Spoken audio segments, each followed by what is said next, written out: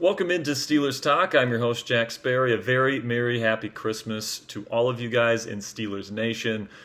Today I am enjoying Christmas with Cassie here at home, but I did want to get out a video out to you guys because we did get some additional Christmas gifts here. Yesterday we put out a video with 2 Christmas gifts for the Pittsburgh Steelers. You guys can check out that video if you would like. But we got 2 more here today for the Pittsburgh Steelers that I'm going to be discussing on today's show. Make sure you guys click that subscribe button because whether I'm in studio on a normal day or whether I'm here at home like on Christmas and Steelers news pops up, I'm going to make sure to get you guys a video for free on this channel every single time news breaks for the Pittsburgh Steelers. You're not going to get that level of dedication anywhere else here on YouTube. There's a reason why we have the most subscribers out of any individually run Steelers news program anywhere here on YouTube. So we'll start here with an injury update on Lamar Jackson, who we talked about yesterday, who was not practicing in practice to that point in the week.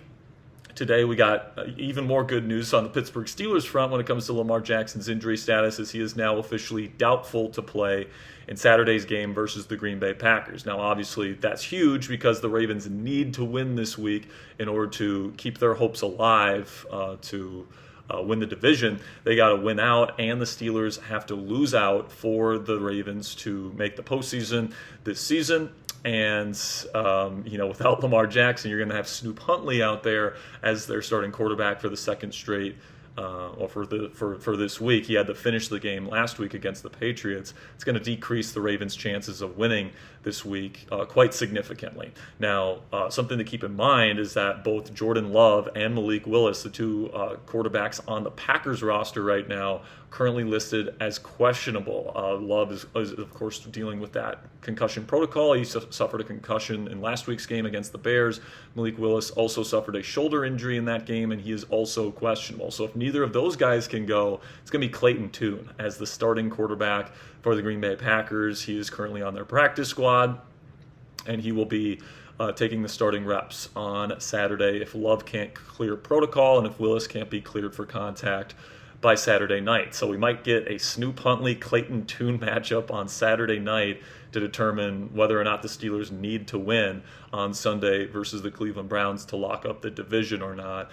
And if those 2 guys are the quarterbacks, Snoop Huntley and Clayton Tune, expect it to be a Josh Jacobs versus Derrick Henry kind of football game here, where the 2-star running backs would be going toe-to-toe to determine who wins that football game. So we will be actually live on Saturday night, going live for that football game because the Steelers will win the AFC North Division Championship if the Ravens lose. So we will be going live for that game, and we'll have a little bit of a celebration if the Steelers end up being crowned division champions on Saturday night. We'll also be going live on Sunday for the Steelers game versus the Browns, whether the Ravens win or lose. Our promise to you guys is that we go live for every single Steelers game throughout the course of every single season. So make sure you guys click that subscribe button to never miss any of our watch party coverage. But that's the first gift that Steelers fans got here on Christmas Day. The second one was that the Steelers signed a player today. Veteran corner Trey Flowers is now a Pittsburgh Steeler. Now Flowers has played for a lot of different teams in the National Football League in his career. He's played for the Jaguars and the Seahawks and the Lions, and he's been around the block, all right? But they bring him in. I think this likely means, guys, it's honestly it pairs with a little bit of bad news here because it does appear that Brandin Echols is probably not going to be able to play this week. I think if Echols had a good chance to play, the Steelers wouldn't feel any need to bring in Trey Flowers, especially because they're putting Flowers on the active roster right away. If Echols was going to be able to play, they probably would have put Flowers on the practice squad. And maybe they just wouldn't have made a move at all. But they do make a move here, which indicates to me that they feel like there's at least a pretty darn good chance that Brandin Echols is not going to be able to play on Sunday versus the Browns. He missed practice again today, along with Calvin Austin III, who I also think is pretty unlikely to play on Sunday.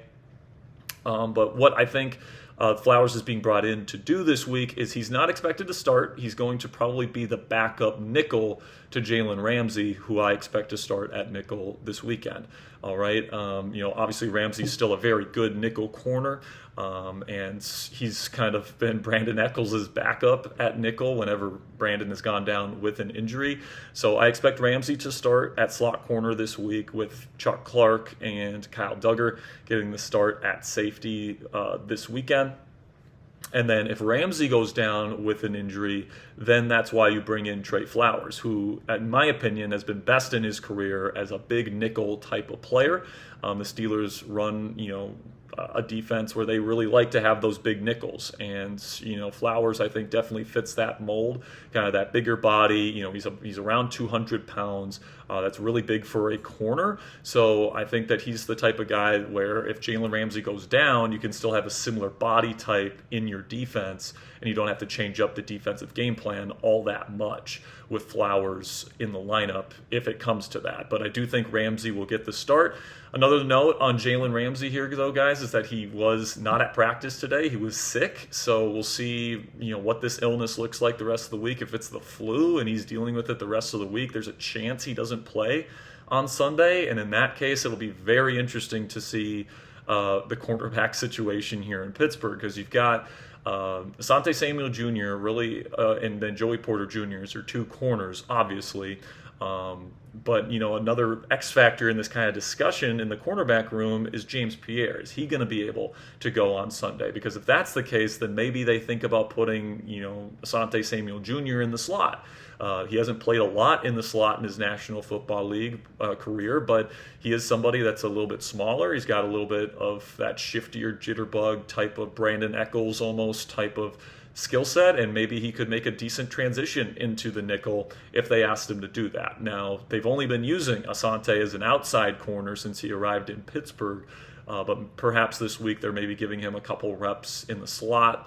And if it's Asante, James Pierre, and then Joey Porter Jr. with Ramsey potentially being out with an illness, do they think about putting Asante Samuel Jr. in the slot? I think it's a possibility that the Steelers should at least plan for here, because if Ramsey can't go, I don't want Trey Flowers starting this game, and I don't want him in there on such a short turnaround unless he absolutely needs to be. So I think Flowers is a decent pickup. I don't expect much out of him. I think he'll be in a backup role unless attrition sets in and you have to play him.